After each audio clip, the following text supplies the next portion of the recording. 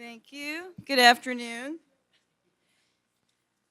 Bob and I last year at the Salish Sea Conference were in the last slot of the last day of a 3-day conference, and we jokingly said it's the place where speakers go to die. But hopefully, Bob's not going to die. So you're here for the assessment protocol for determining rain garden and bioretention facility effectiveness, right? Why fund it if it doesn't work? So Bob is WSU Extension's Olympic Region Water Resources Regional Specialist, and he's also the State Water Resources Program Lead. He's been working for a very, very long time. I don't want to say he's old as dirt, but he's a mature flower. He's a mature, that's right, terrible. We are going to have 20 minutes for Bob's presentation. It will be recorded. We will not be recording you after he is done. And please turn your phones off, and if you can, put them away so you can listen to Bob's complicated and riveting presentation. So, welcome, Bob.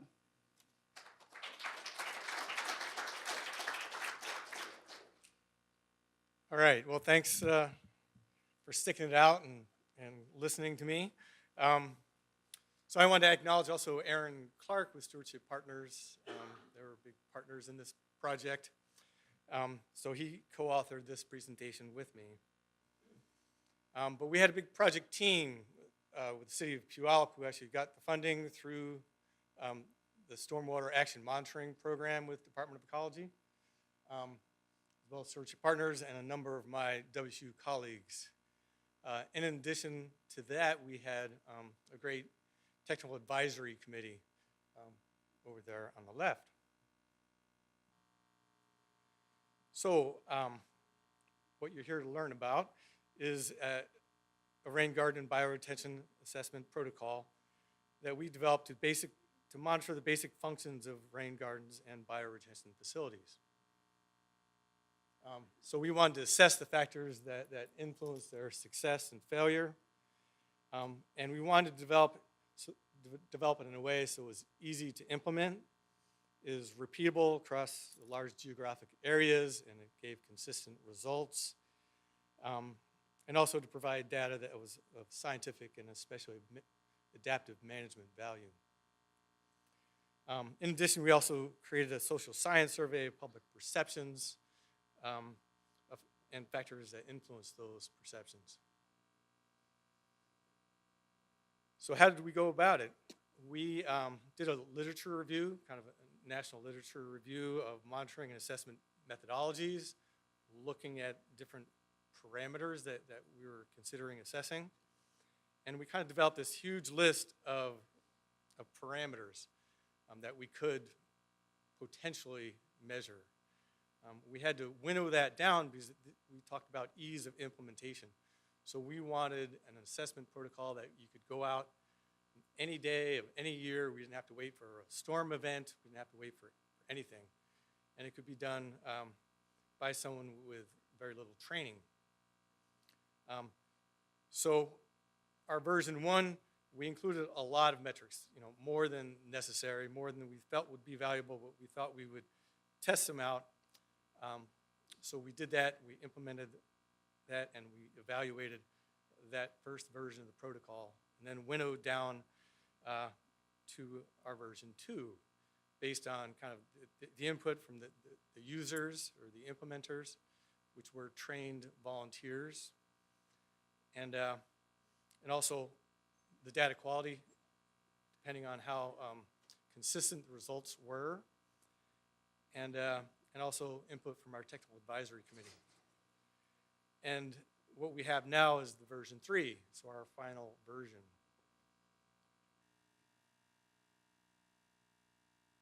I thought I took that one out. Anyways, I didn't. So we did develop this master metrics list, and for each of the metrics that we found in the literature that we could measure, we looked at whether or not we should recommend its use. So one thing like a big infiltration test, we didn't feel we had the capacity to go out there with a big ring and put it out there and dump a whole bunch of water in and measure its infiltration. So we looked at all the parameters that way. But so our version 1 had 212 parameters. Version 2 had 170 parameters. And the final assessment had just 120.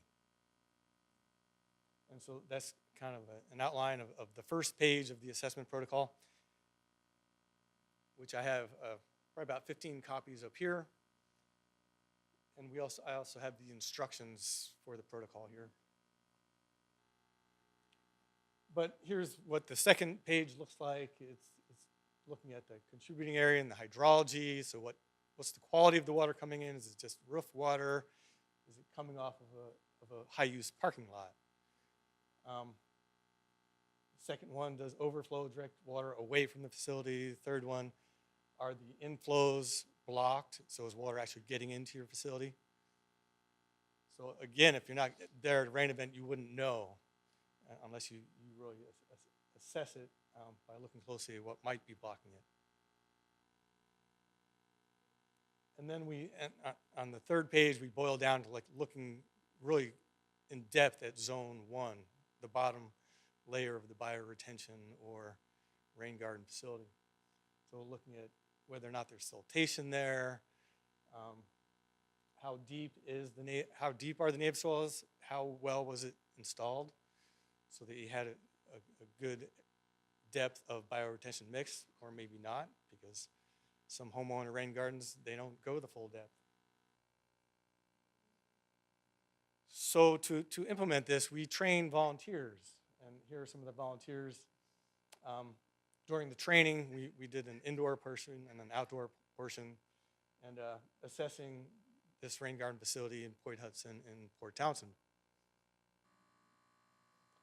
So for version 1, we trained up 35 volunteers, 8 hours of training. We did that in Snohomish, Thurston, and Jefferson counties. We kind of wanted a range of conditions around Puget Sound. And then those volunteers went out and assessed 14 different sites. And each site was assessed twice by 2 different sets of volunteers. So we wanted to assess the repeatability, how consistent was that information from volunteer group to volunteer group. So like I said before, we winnowed that down of what data was valuable. We got the feedback from the volunteers of what was easy to do and what was too complicated to do, as well as input from our technical advisory committee of the value of the information. So with that, we developed version 2. We trained up 77 volunteers, again with 8 hours of training, and we broadened out to also include Pierce County. Those volunteers assessed 41 different sites. Again, teams of 2 to 3. Each site was repeated either with a full assessment, or we boiled that down. We winnowed it down and created a rapid assessment, which was about 3/4 the length of the full assessment. But all those 3/4 of the parameters were actually the same ones on the full assessment. We didn't throw in different parameters. So anyways, down at the very bottom, you can see that 15 assessments were also done by untrained volunteers. They didn't go through the 8 hours of training. We wanted to see how valuable the training was and how good our instructions were. So if we just sent them out with the instructions and the data sheet, how well would that look? How good would that look? So across the bottom are just kind of the codes for the 41 sites. And then the blue bars indicate that was assessed by a fully trained set of volunteers using the full assessment. The orange means it was a fully trained volunteer, but they did the rapid assessment. And then the gray was an untrained volunteer, and they only did the rapid assessment. So here, geographically, here's what it looks like, all the sites that we did assessments at. So 41 facilities, each site was duplicated, and untrained volunteers were used. So to look at the data, we used the cosine similarity values. So the median of site similarity within the same site is there on the left. And then you can see what the comparison was. So the full protocol with trained volunteer, the replicates were compared. And then down the bottom, the rapid protocol with untrained volunteers versus rapid protocol with trained volunteers. And so we had pretty decent results compared to within looking at the same site. And this is the same parameter looking at different sites. So what's the spectrum of that parameter being measured at different sites? How different are they? So we can see that there's much more difference here than there is there. So we felt we had a decent amount of consistency to say this is repeatable. So we felt like it provides replicable results. Different people going out assessing the same site, they get similar results. And being that the untrained volunteers were getting pretty good information, almost as good as the trained volunteers. So we didn't feel like extensive training was necessary. So the handout sheet would be good enough. And that the assessment should provide the level of detail necessary to inform future maintenance requirements and some design considerations. So with that, with the 41 sites, we looked at the value of that information in informing kind of future design and where these facilities are really falling down in terms of each of the parameters. So for all the parameters that really affected function, hydrologically, and we have another one set for vegetation, we looked at the metric. So for inflow, we looked at the amount of blockage that the volunteer could see. Is it 5% blocked? Is it 25% blocked? Those inflows. And then we created a flagging criteria. So we had green, and then yellow, and then red. So looking at that data for hydrology, here's kind of what we came up with. And we really fell down on the sites in terms of number of the depth of the mulch in almost all the zones. So that might inform future design and maintenance considerations. And then down here, we did get, in 15% of them, blocked inflows. So that's also something that we really need to look at more closely in maintenance as well as in design. So in terms of those inflows, our data sheet also collected information about what was blocking that inflow. So we had siltation, we had dead organic matter, we had just rocks and gravel, trash, or living vegetation. And so you can see a big part of it was living vegetation in substantial blockage, so that's the red flag or yellow flag. Again, so it's the living vegetation that was really causing a lot of the inflow blockages. But living are also dead vegetation and siltation were also pretty big factors. So looking at vegetation, plant vigor was a big one in a lot of the sites, especially down in zone 1. So that's something we need to pay attention to what plants we're using, how we're maintaining them. So a lot of these facilities are put in and somewhat forgotten about and not watered during the dry season, and they don't get established well. And we did have some problem plant issues, and so we identified these as problem plants, as invasive species, and if they were there, they were notated. And so we found problem plants in about 15% of our facilities. So how does that inform some of the design and planning? Well, we felt that the guidance that we already have is pretty good in our design manuals. So that's good. Overall, they're functioning pretty well. But for inflow blockages, so we have we should design to limit for overgrowth, so that you don't have media that plants can grow in right where you have an inflow. So make sure that's well gravelled and it can't build up and plants can't grow there. And ensure that gradient and flow patterns are strong enough that you don't get siltation blocking an inflow. And then with construction and planting, we felt that, I think the designs ought to be general if you have a good construction manager who knows their facilities or knows how to install them. So a good example of this might be if there was, in the design it showed that there's maybe 5 feet of grass between your facility and a sidewalk.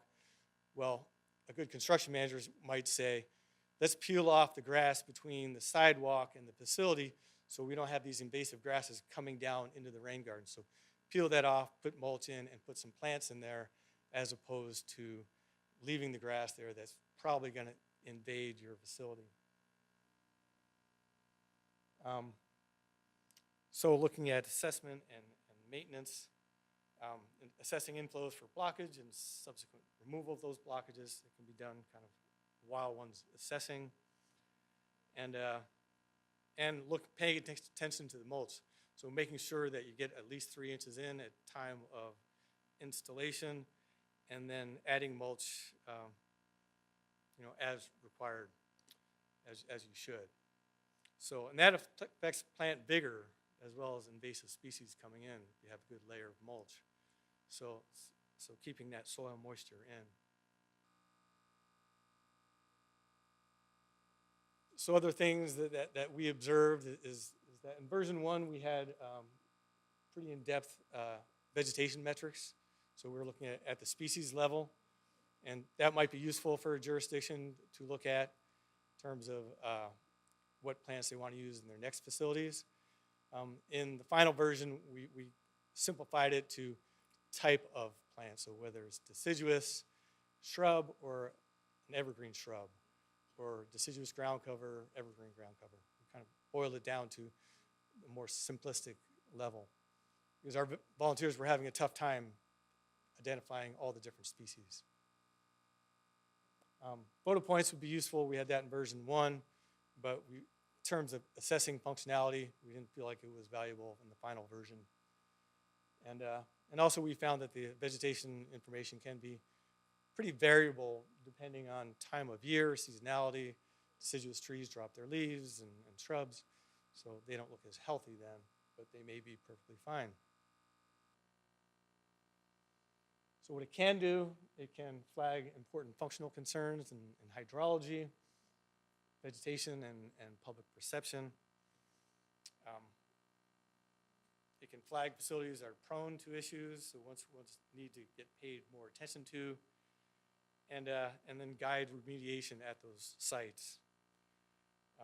We felt like it could be implemented with little to no training, and it would help a jurisdiction at the local level or even at the regional level kind of standardize assessment data, so each one is assessed looking at the same parameters.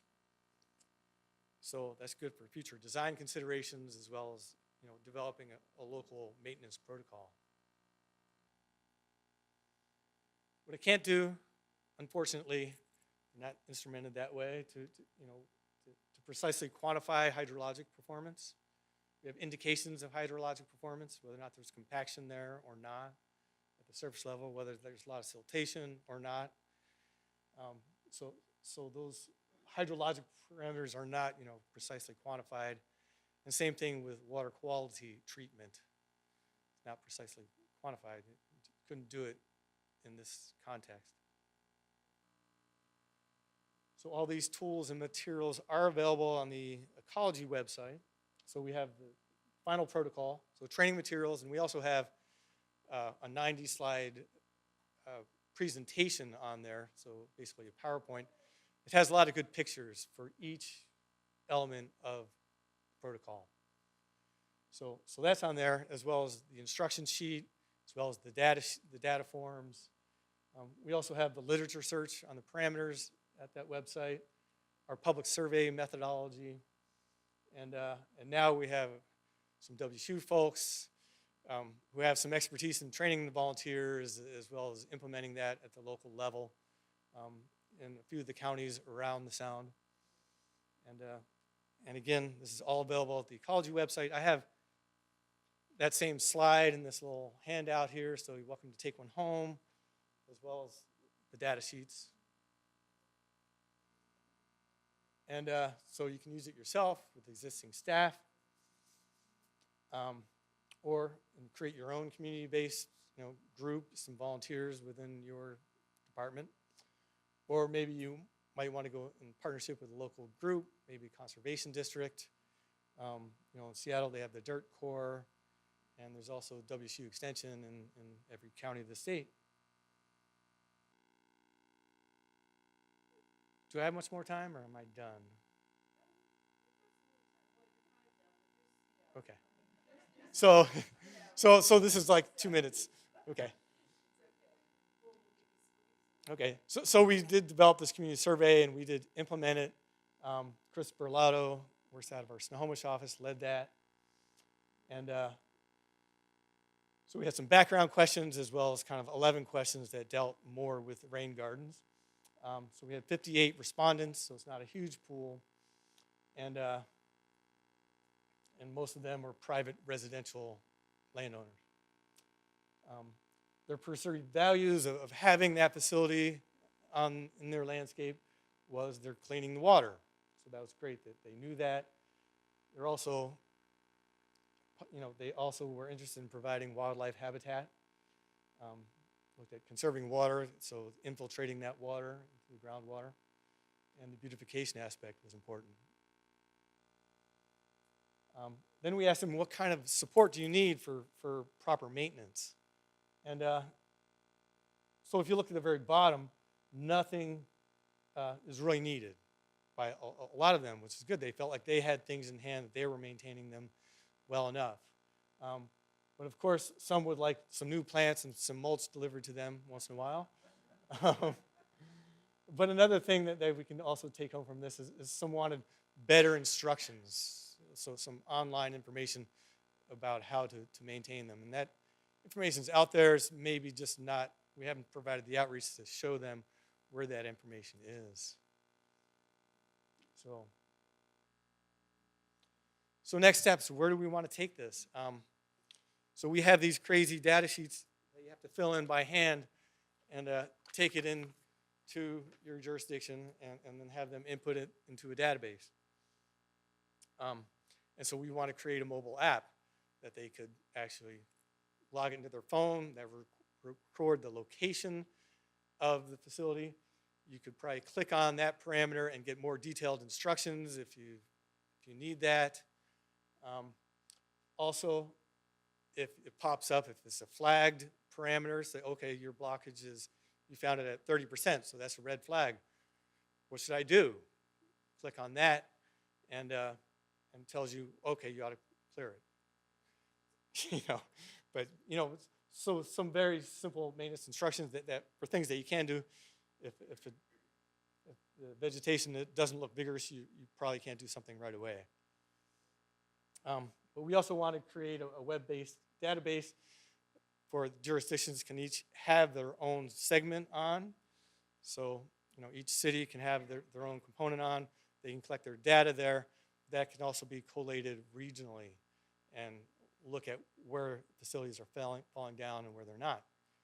And I'm running out of time, so I want to thank you all for listening to this.